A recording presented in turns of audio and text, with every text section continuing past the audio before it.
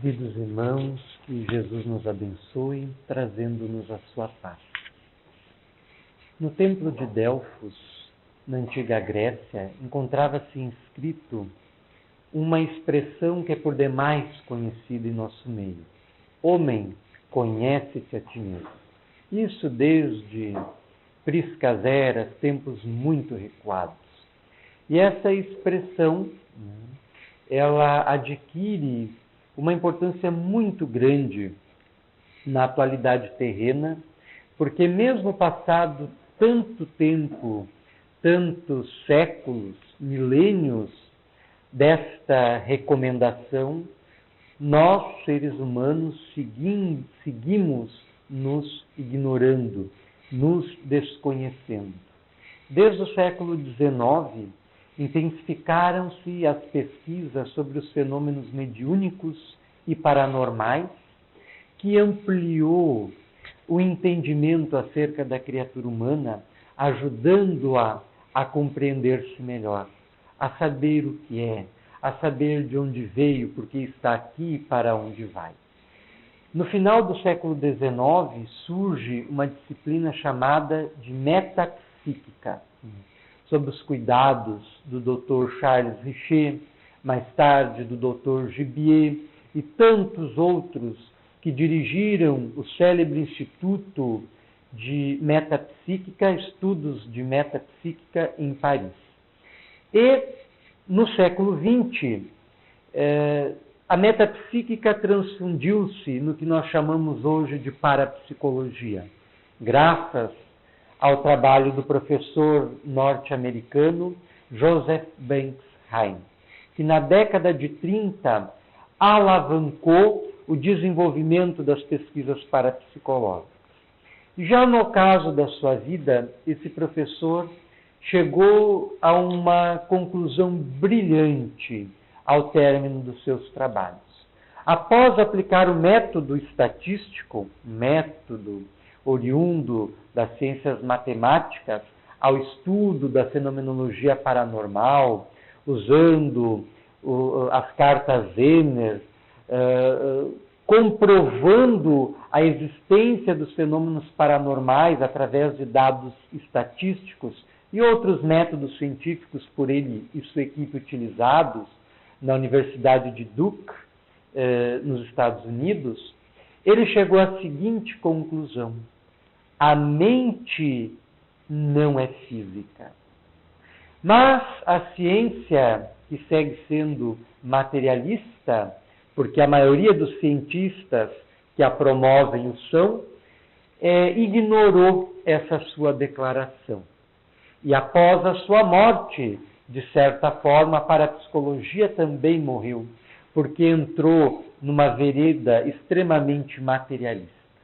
E Heine fez essa colocação que é de uma profundidade tremenda.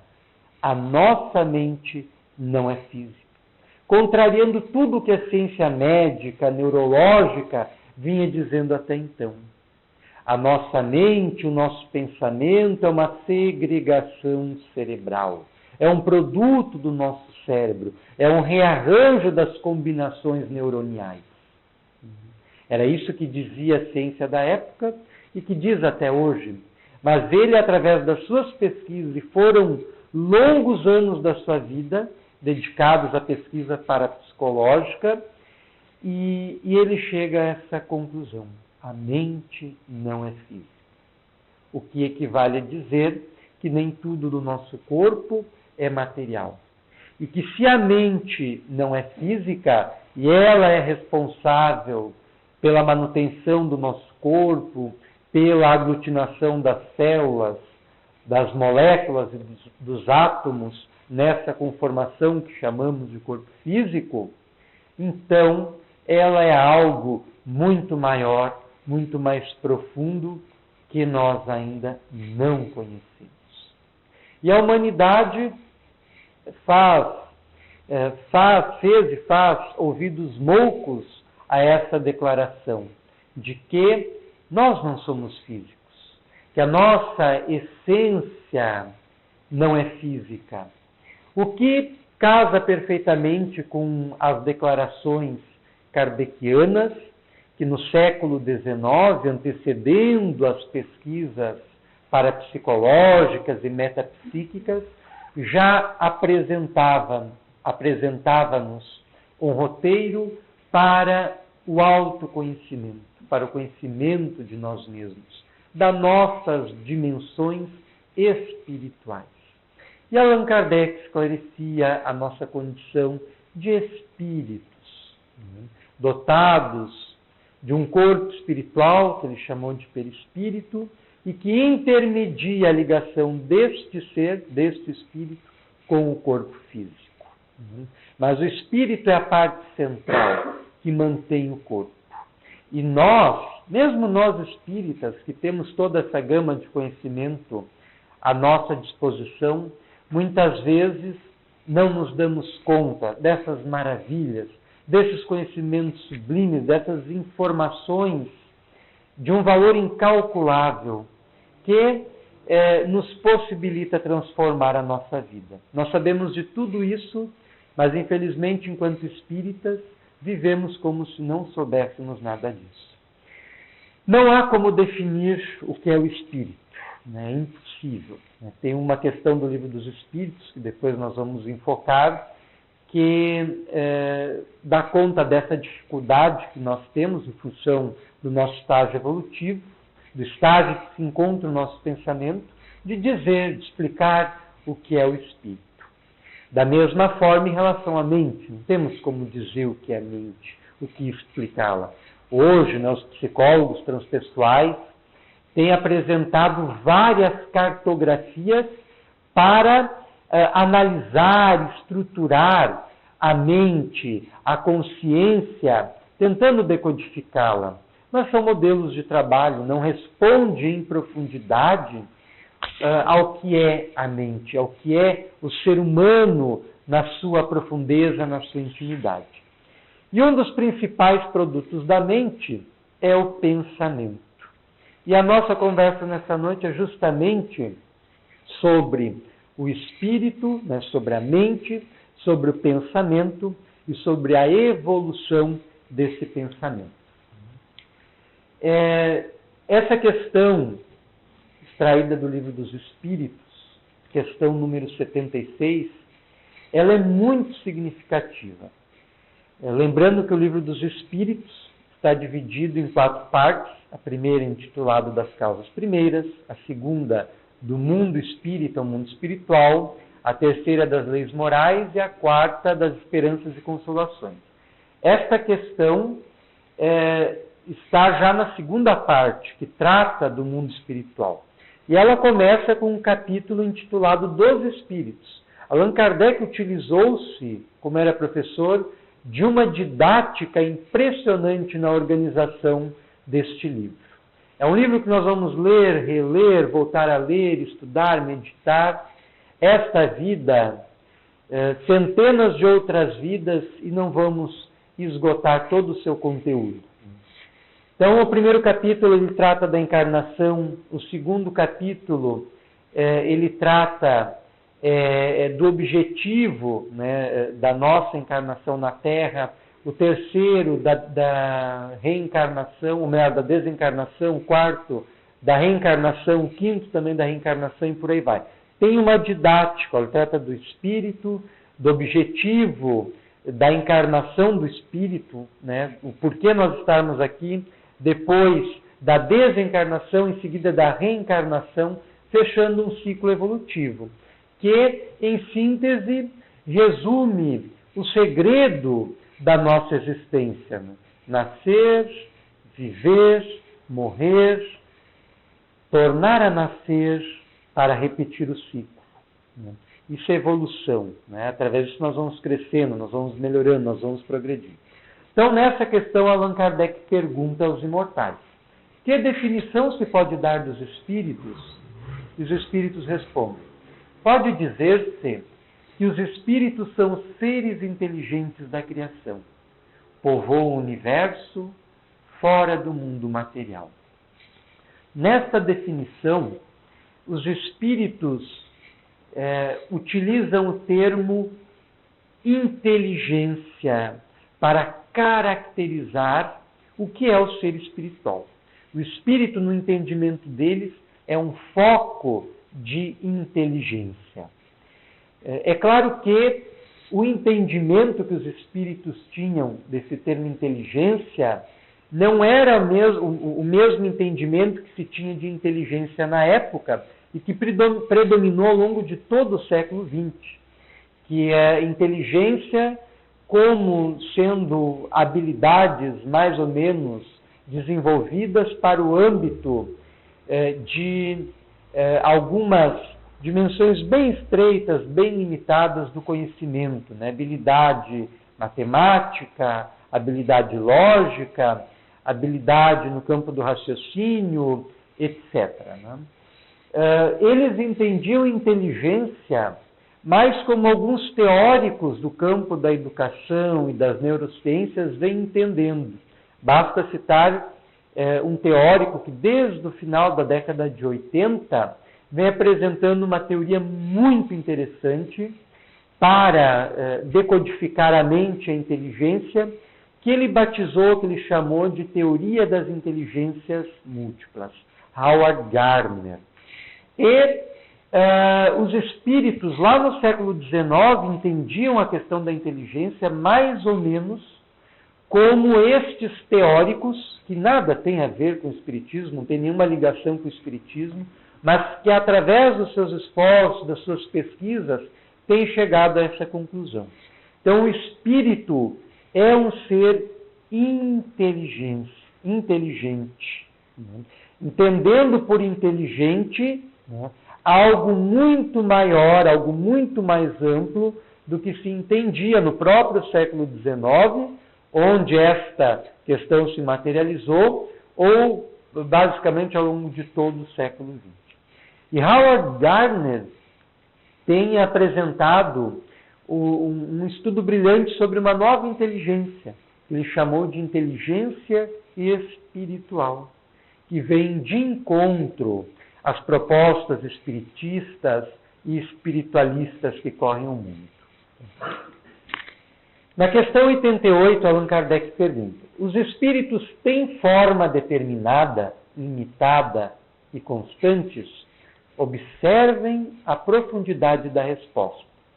Dizem os espíritos: para vós, não. Allan Kardec quer saber se o espírito tem uma forma que possa ser visualizada, que possa ser compreendida, etc. Os espíritos dizem que nós não temos condições, né, de compreender o espírito com uma forma, qualquer que ela seja. No entanto, para nós, os espíritos, sim, ele possui uma forma. E continua complementando: o espírito é, se quiserdes, uma chama, um clarão ou uma centelha etérea. Então, o espírito é um foco de inteligência que não possui forma específica, ao mesmo para a nossa forma de perceber, de compreender as coisas. Pode, metaforicamente, ser compreendido como uma chama, um clarão ou uma centelha etérea. E isso faz-nos recordar a afirmação cristã, feita por Jesus, presente nos evangelhos canônicos, de que nós somos deuses. Se nós somos criaturas de Deus, se formos elaborados por Ele, nós refletimos essa criação, nós refletimos aquele que nos criou, nós refletimos esse ser majestoso que nos deu vida, que nos originou, que nos fez dotado de um conjunto de habilidades que nos permite crescer, que nos permite desenvolver-se, que nos permite viver de forma integrada com outros seres semelhantes a nós, que nos permite o interrelacionamento, que nos permite a vida familiar, etc. Então, ao afirmar que nós somos deuses, Jesus referia-se ao mesmo tempo à nossa origem, como sendo a nossa mente um subproduto da mente divina, o nosso psiquismo um subproduto do psiquismo divino, e também referia-se à nossa transcendência, à nossa capacidade de nos tornarmos em algo cada vez melhor, de nos tornarmos em algo superior ao que nós somos. E como é imenso, como é infinita a capacidade de regeneração, a capacidade de vencer, a capacidade de ser feliz, a capacidade de superação do ser humano. É algo infinito, é algo que não pode ser mensurado. E existem N exemplos à nossa disposição. Por exemplo, Demóstenes, que era gago, vivia lá na antiga Grécia e aprendera a corrigir a gagueira tomando seixos do rio, colocando sobre a língua e através de dolorosos exercícios que duraram durante décadas, ele conseguiu corrigir a gagueira e se tornou no mais famoso e mais brilhante orador da antiguidade. Não só da Grécia, mas de toda a antiguidade. Demóstenes. Helen Keller, cega, surda e muda, comoveu o mundo com a sua cultura impressionante. Quantas pessoas sabem ler, sabem escrever, e por opção seguem ignorantes, não gostam de fazer uma leitura, não gostam de se informar, não gostam de se esclarecer. E ela, muda, surda, cega, comoveu a humanidade quando viveu com a sua cultura impressionante, o seu conhecimento extraordinário e a sua ternura, mesmo sendo portadora de necessidades especiais. Então, o ser humano, com isso Jesus estava se referindo diretamente à nossa origem e à nossa capacidade de transcender as nossas dificuldades, as nossas limitações, os nossos problemas a cada passo do nosso caminho. Allan Kardec pergunta na questão 89, na letra A. O pensamento não é a própria alma que se transporta? E os espíritos respondem. Quando o pensamento está em alguma parte, a alma também aí está, pois que a alma quem pensa, o pensamento é um atributo. E esta questão nos convida a refletir. Da mesma forma que não temos como definir precisamente o que é o espírito, o que é a mente, o que é a inteligência, nós não temos como definir o que é o pensamento. Não há como definir precisamente o que é o pensamento.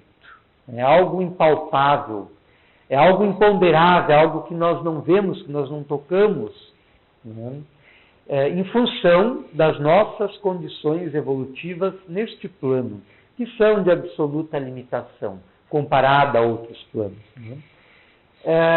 E esta resposta que os espíritos oferecem, ela de fato convida a pensar.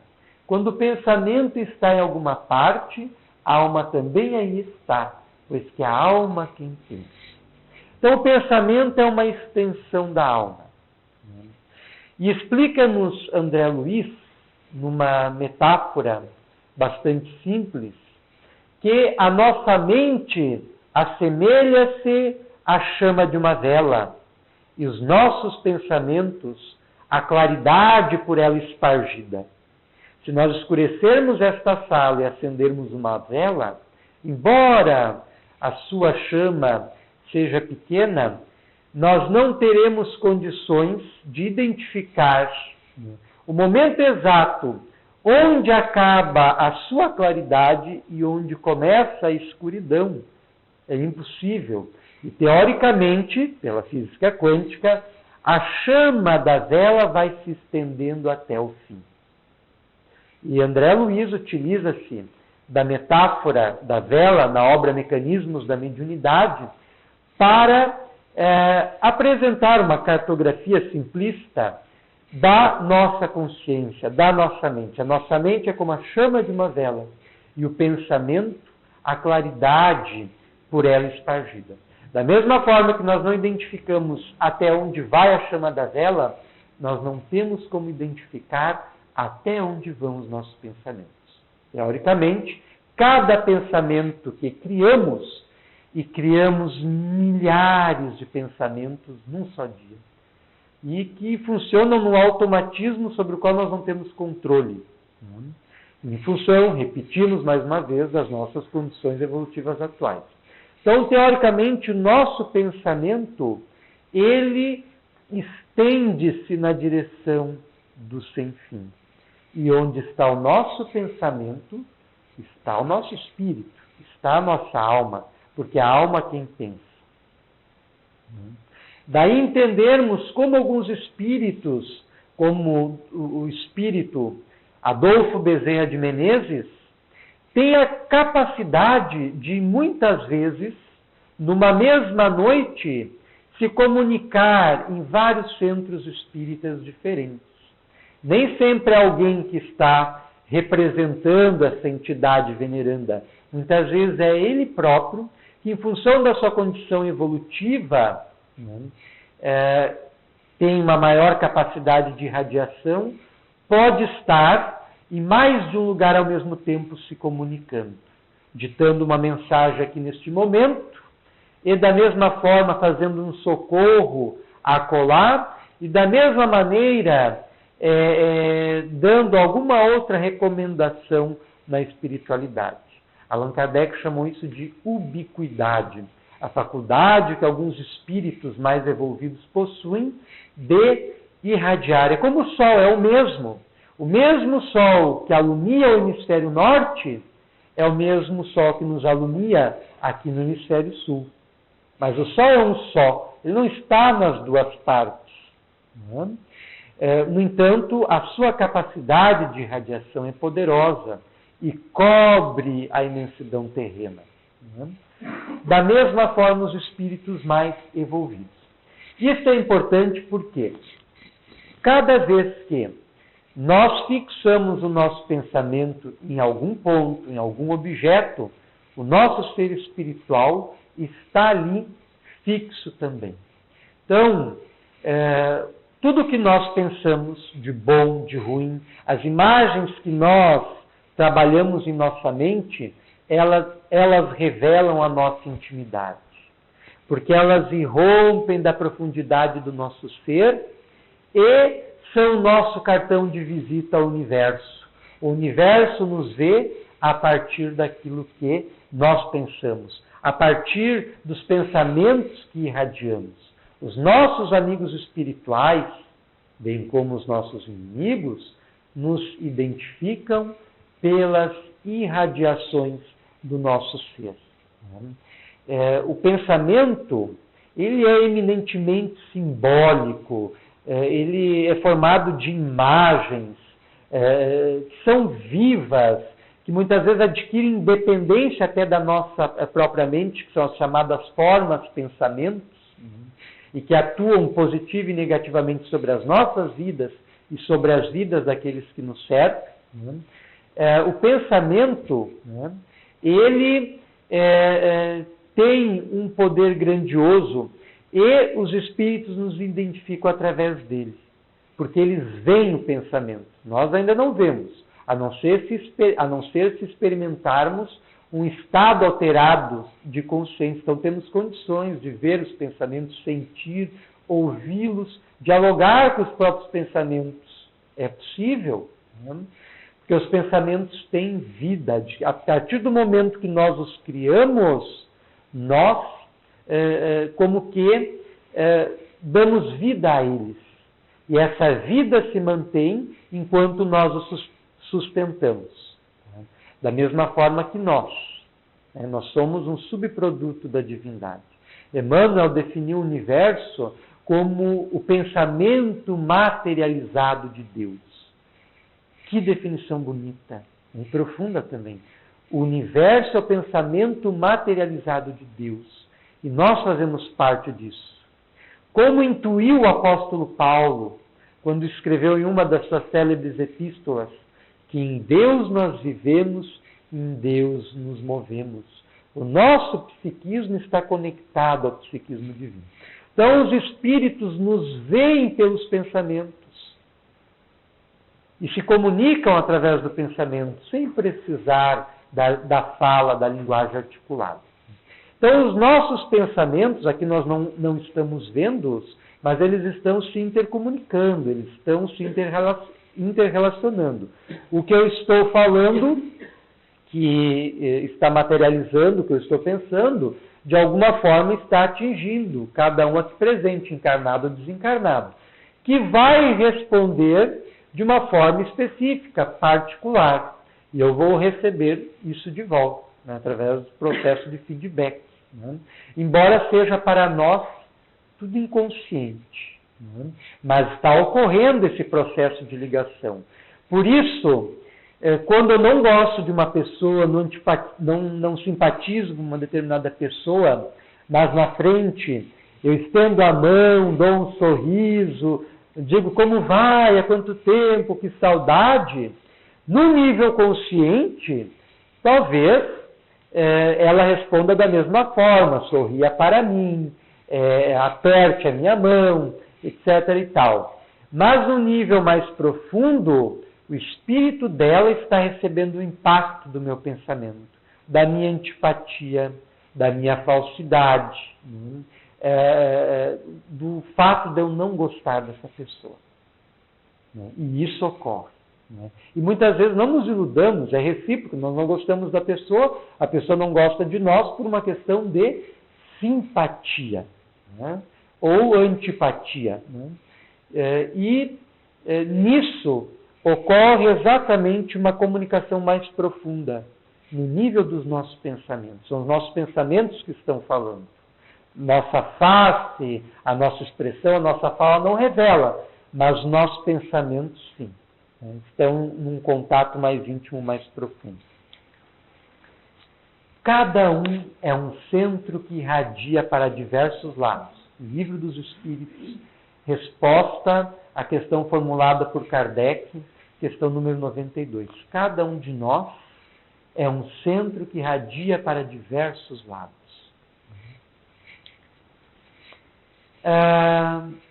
É muito importante, é muito caro ao entendimento espírita a ideia de evolução.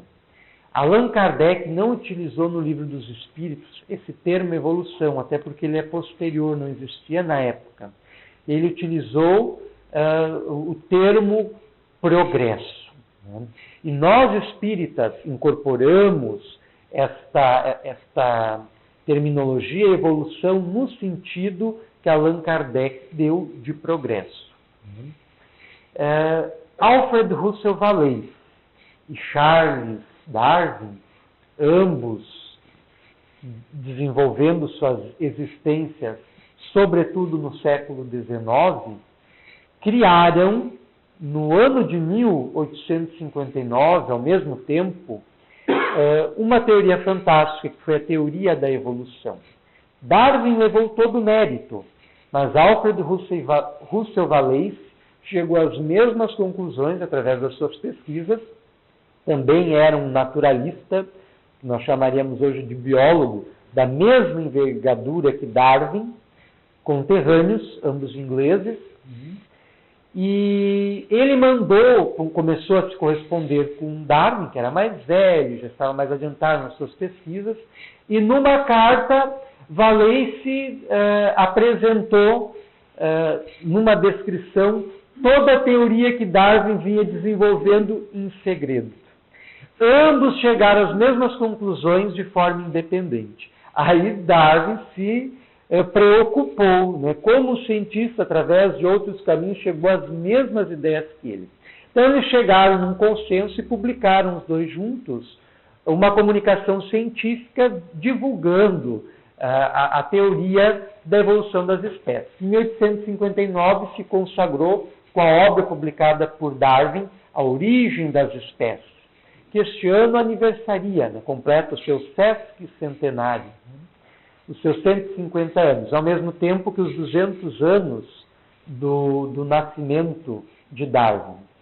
Alfred Russel Wallace é uma figura desconhecida no meio científico.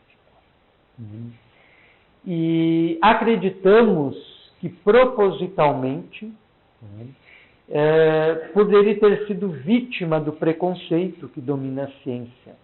Porque este célebre cientista passou a ocupar-se das pesquisas mediúnicas no século XIX, ao mesmo tempo que fazia suas pesquisas no campo da biologia.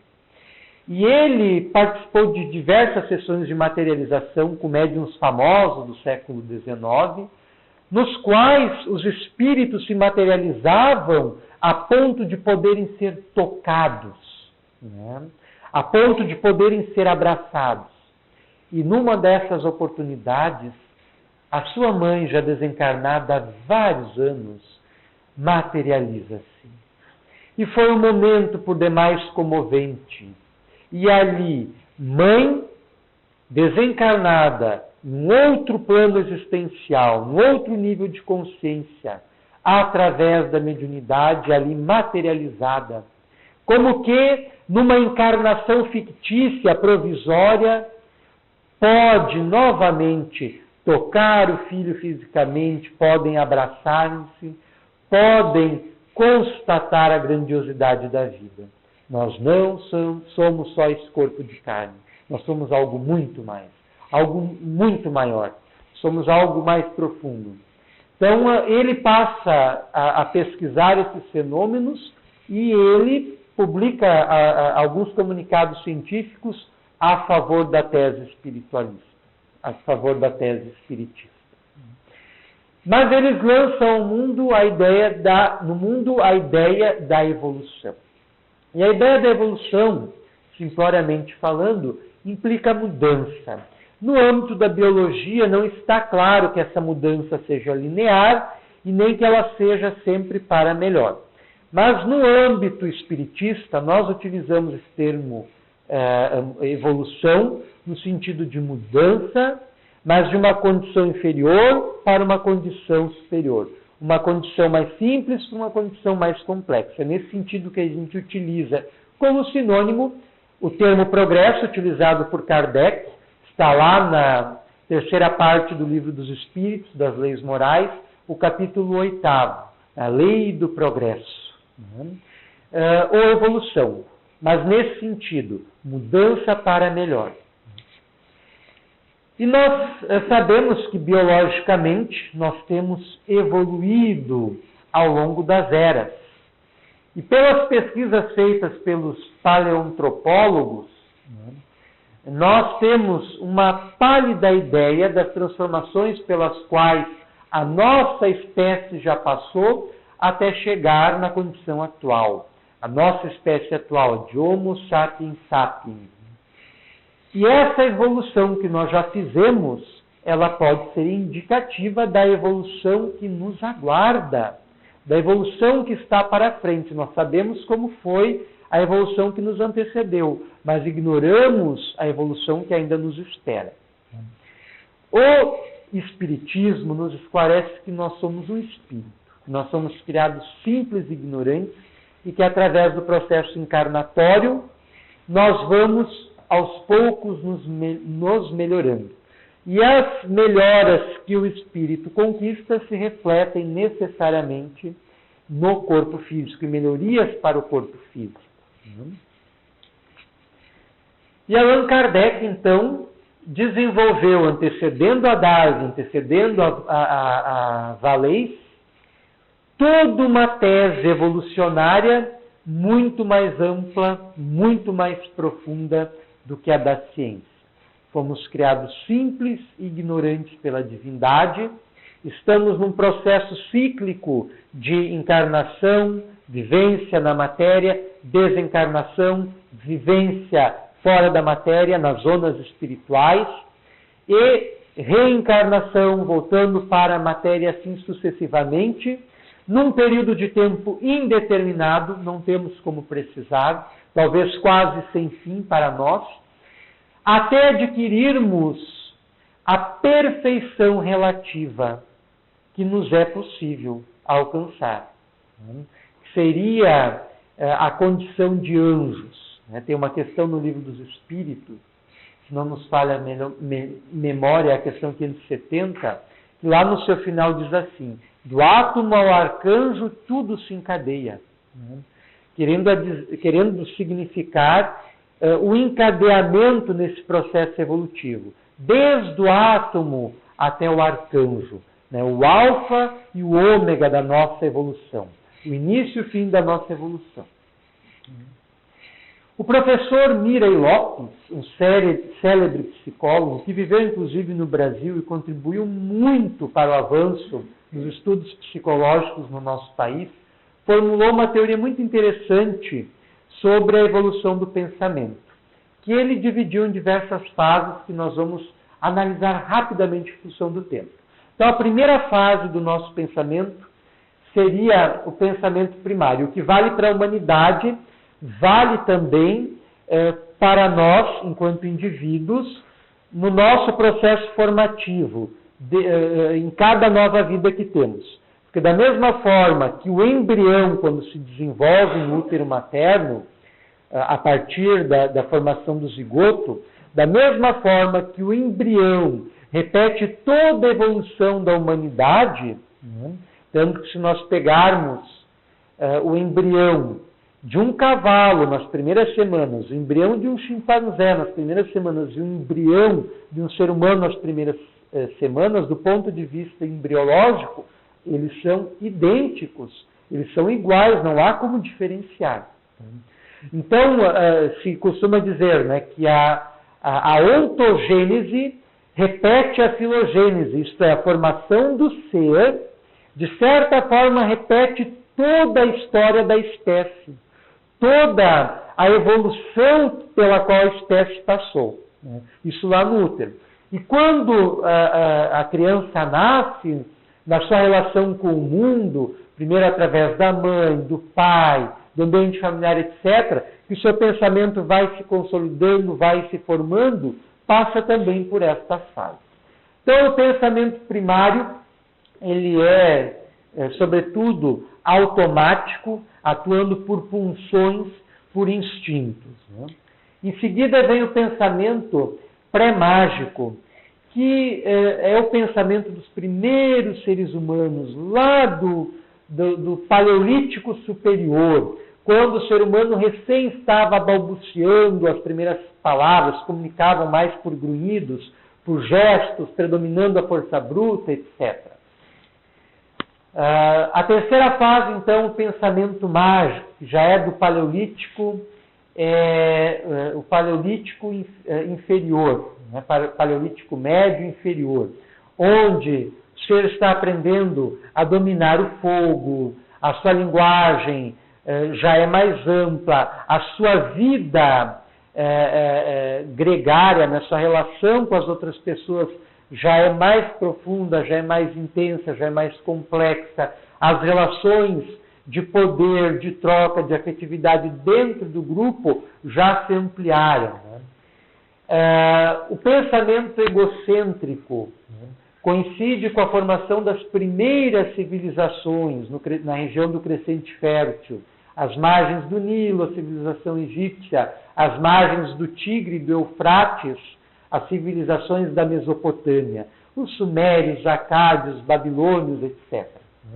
Então, essa fase do pensamento está centralizada na figura do indivíduo. Só se preocupa consigo mesmo. E aí nós temos a figura do Patesi, lá na antiga Suméria, que é o chefe político ao qual se rendem todas as glórias, e a figura do faraó no Egito, que é encarado pela população, de uma forma geral, como uma divindade encarnada.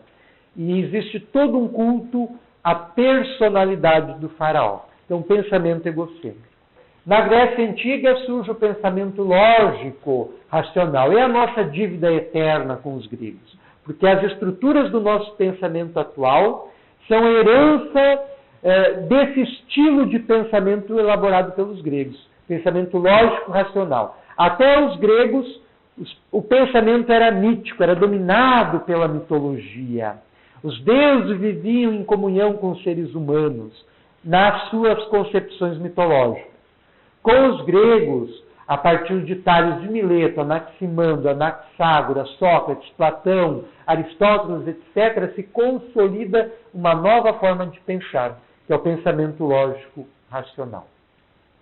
O espírito Joana de Ângeles, que é uma das entidades mais evolvidas, que se mantém durante vários séculos em permanente contato com a Terra, agora através do mediunato, da missão mediúnica do médium baiano Divaldo Pereira Franco, ela se apropriou dessa teoria do professor Mira e Lopes e aprofundou numa obra extraordinária que integra a sua coleção de obras psicológicas, que é este aqui, o Autodescobrimento, uma busca interior. Se não nos falha a memória, foi publicado em 1994.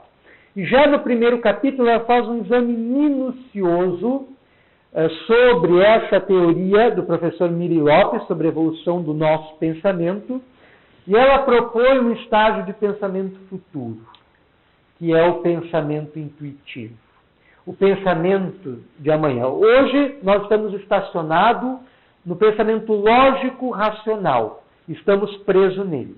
O pensamento de amanhã será o pensamento intuitivo. Será mais ou menos como a internet, eu penso de uma forma metafórica também. A internet ali é um universo paralelo, virtual, como se chama, onde as informações estão num lugar que nós não entendemos como elas estejam, e nós, através de cada computador pessoal, podemos acessá-las. Com o nosso pensamento, na fase do pensamento intuitivo, nós vamos poder acessar correntes de pensamento superior à nossa e correntes de pensamento inferior à nossa, bem como correntes de pensamento análogas à nossa, e nos comunicarmos através desse processo. E aí se abrirá em nossas vidas um desenvolvimento potencialmente maior das nossas faculdades paranormais e mediúnicas, que ocorrem no nosso dia a dia, embora nós não nos conheçamos. O exemplo que demos antes da simpatia e da antipatia é claro disso, é bem claro quanto a isso, porque os nossos espíritos estão se comunicando num nível mais profundo. Né? Então, um outro exemplo, quando duas pessoas muito afins estão dialogando, e uma fala uma coisa e a outra diz, mas eu ia te dizer isso agora mesmo. Então isso revela ali uma ligação telepática, uma ligação mais profunda. E isso é o nosso amanhã. É claro que é o nosso amanhã daqui a alguns séculos, porque imaginem que confusão na atualidade se nós pudéssemos penetrar conscientemente nos pensamentos alheios. Se nós estamos ali na frente da pessoa, às vezes estamos pensando mal dela, descaradamente, né? Sem vergonha nenhuma, né? Estamos ali pensando mal na frente dela, como se ela não estivesse recebendo o impacto dos nossos pensamentos. Né? Imagine se nós pudéssemos visualizar, acessar os pensamentos, etc. Então é a evolução futura, é o nosso amanhã. Né? Então convidamos a leitura desta obra, que é fantástica, é extraordinária, o Autodescobrimento, autoria de Joana de Ângeles, psicografia de Divaldo Pereira Franco, que aprofunda essa proposta de nos conhecermos melhor, quem somos, né? O nosso ser espiritual, nossa dimensão espiritual, que nós descuramos, que nós descuidamos tanto em nosso dia a dia. Nós agradecemos a atenção de todos, pedimos desculpas por extrapolarmos um pouco no horário e rogamos a Jesus, o nosso Mestre, que derrame sobre nós a sua paz e nos permita evoluirmos em nosso dia a dia, em nossas relações, sobretudo com os nossos familiares, né?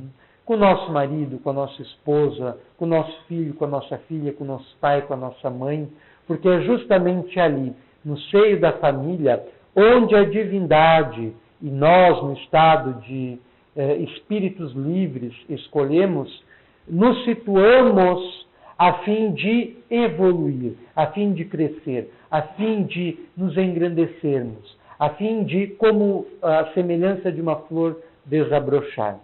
Que Jesus nos abençoe e nos permita isso.